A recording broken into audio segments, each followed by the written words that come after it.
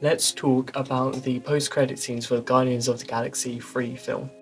So Guardians of the Galaxy Volume 3 has two major post-credit scenes at the very end. These post-credit scenes do not set anything up for the future of the MCU majorly, however they do set up some small things that may become future projects in the MCU. The first post-credit scene is just Peter Quill with his granddad that we actually see him reunite with towards the end of Guardians of the Galaxy Volume 3. Hi, note from future me, we do also get to see Peter Quill's granddad in Volume 2 as he was saved when Ego's spirits were kind of erupting from Earth. So I guess you could say unintentionally Peter Quill did actually save his granddad. However, we do also know that he reunited with him because at the end they reunite and they hug and all that, which is emotional. And the post-credit scene shows them talking about what's going on in the neighborhood. However, a key detail that I spotted and my dad actually spotted is that on the newspaper you can see Kevin Bacon talking or getting interviewed about the events of Guardians of the Galaxy Christmas special, which is actually quite a cool detail because it shows the attention to detail that James Gunn has put into these films.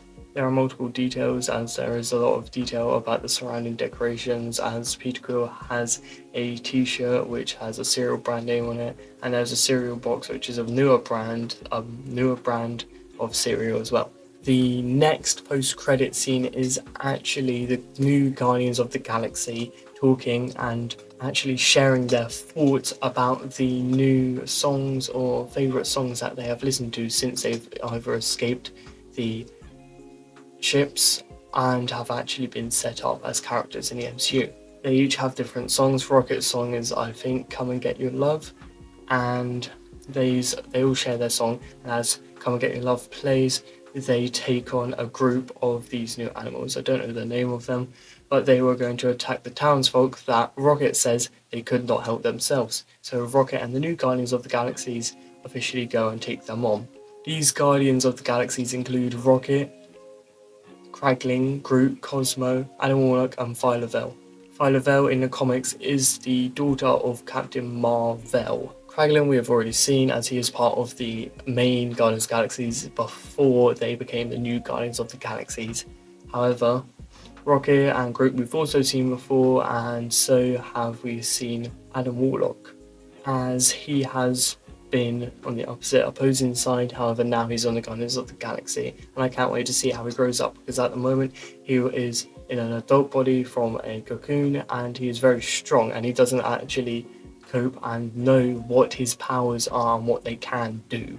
So hopefully we get to see his more mature side in the future, whereas he will be a bit older or mentally older in the next couple of films. Phyla-Vell on the other hand, her eyes were glowing and her hands were glowing, and that shows that she has some sort of energy power closer to Captain Marvel's type of energy power, and maybe even photons that we get to see in the Marvels. Groot's new look is a kind of rip-off, or Groot's new look is a homage to King Groot from the comics and from the Marvel fighting games that you can get on your phone.